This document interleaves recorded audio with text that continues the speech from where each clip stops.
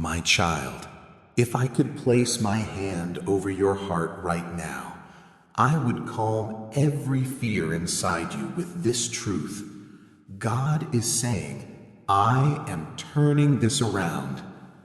You've been overwhelmed. You've been tired. You've been wondering why nothing seems to move, why the doors stay closed, why the answers feel delayed. But heaven has been working in silence. God saw the nights you couldn't sleep. He saw the moments you almost broke. He saw the battles you fought alone. And he whispers, I didn't forget you. I didn't abandon you. I'm not late. I'm preparing the turnaround. The Bible says, what the enemy meant for evil, God turned for good. Genesis 50:20. This isn't the end. This isn't your downfall.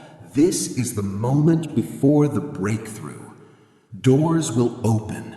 Peace will return. Healing will come. What was meant to harm you will become your testimony. And God says, give me a little time. You're about to see why I made you wait.